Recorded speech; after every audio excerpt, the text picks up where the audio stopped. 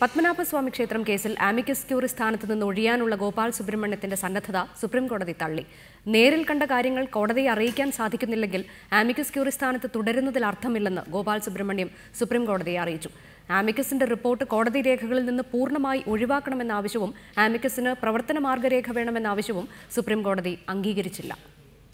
പത്മനാഭസ്വാമി ക്ഷേത്രം കേസിന്റെ വാദത്തിനിടയിൽ ഗോപാൽ സുബ്രഹ്മണ്യത്തിനെതിരെ നിശ്ചിതമായ വിമർശനമാണ് ക്ഷേത്രം ട്രസ്റ്റി മൂലം തിരുനാൾ രാമവർമ്മയ്ക്ക് വേണ്ടി ഹാജരായ കെ വേണുഗോപാലും തിരുവിതാംകൂർ രാജകുടുംബാംഗങ്ങൾക്ക് വേണ്ടി ഹാജരായ ഹരീഷ് സാൽവെയും ഉന്നയിച്ചത്. അഭിഭാഷകർക്ക് യോജിക്കാത്ത തരത്തിൽ ക്ഷേത്രാചാരങ്ങളിൽ ഇടപെട്ടു, തിരുപ്പതി ക്ഷേത്രത്തിലെ സുപ്രഭാതം ആചാരങ്ങൾ ലംഘിച്ച് പത്മനാഭസ്വാമി ക്ഷേത്രത്തിൽ ആലപിച്ചു, തിരുവിതാംകൂർ രാജകുടുംബാംഗങ്ങളെ വ്യക്തിഹത്യ നടത്താൻ ശ്രമിച്ചു എന്നിവയായിരുന്നു പ്രധാന ആരോപണങ്ങൾ. എന്നാൽ നേരിൽ കണ്ട കാര്യങ്ങൾ കോടതിയെ ധരിപ്പിക്കുക മാത്രമാണ് താൻ ചെയ്തതെന്ന് ഗോപാൽ സുബ്രഹ്മണ്യം അറിയിച്ചു. റിപ്പോർട്ട് തയ്യാറാക്കുന്നതിനായി ക്ഷേത്രത്തിൽ പോയത് സ്വന്തം ചെലവിലാണ്. എന്നിട്ടും ആക്ഷേപങ്ങൾ ഉയരുന്നതിനാൽ ആമിക്കസ് ക്യൂറി സ്ഥാനത്ത് നിന്ന് ഒഴിയാൻ അനുവദിക്കണമെന്ന് ഗോപാൽ സുബ്രഹ്മണ്യം അഭ്യർത്ഥിച്ചു. എന്നാൽ സുപ്രീം കോടതി ഈ ആവശ്യം അംഗീകരിച്ചില്ല.